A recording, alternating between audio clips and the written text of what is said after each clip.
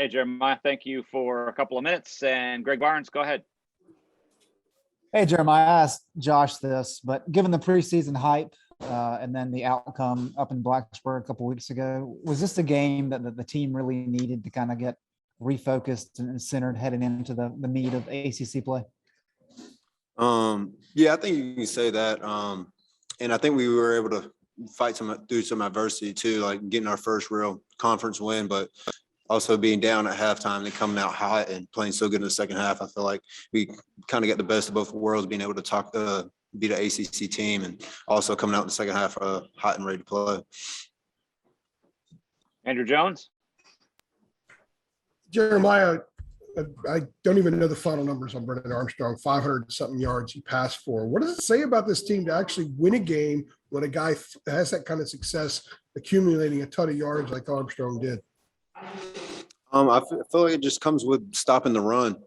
That's what we preached all week. I feel like that's what they kind of got us off last year, was the run and pass game was kind of even. I mean, if you got rid of the run game, we really try to make them one-dimensional. I think that's what we practiced so hard on all week. We knew we could throw the ball around the football field pretty good, but we didn't think they would make the adjustments and have 500 yards. But our goal is to get the run done in the second half, and I think in the second half we made some good adjustments, but the things that they're catching balls on aren't just things we're getting beat on. It's just little miscues, miss errors. It's nothing really big that we have to fix. We just have to go in there and keep our eyes right. I feel like that was the biggest thing that got us in the passing game, was where guys just weren't getting their eyes where they were supposed to be.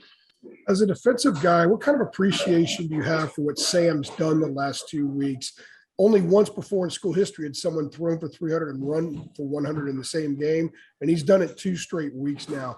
Just your thoughts as defensive guys seeing a quarterback do what he's done.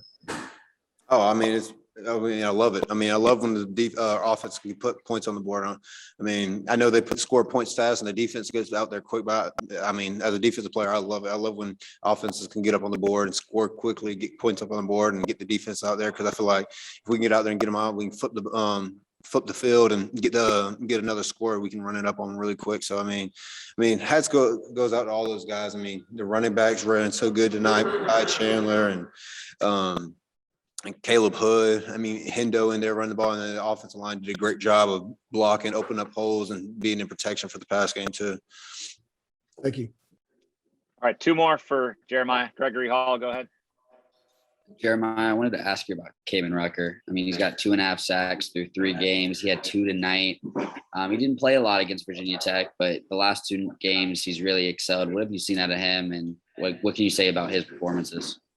I mean, that's something I've just been preaching all year, really. I mean, spring, fall camp. I believe Kaven Rucker was a guy that's a guy who's going to be really hard to pull off the football field for our team. I mean, I know you look at him and you think he lacks the size and at the DM position, but he plays so good with his hands, plays so good with his leverage, and he's 100 miles an hour all the time. I mean, he doesn't get tired. He's out there on the O-line, and then when we do rotate guys and he gets a little breather and he goes back out there and he has that stamina, he's hard to stop. And I mean, you go back and look at all the other medias and things we talked about through spring and fall, and Kaven Rucker was one of the guys I thought who's going to be really hard player to get taken off the field.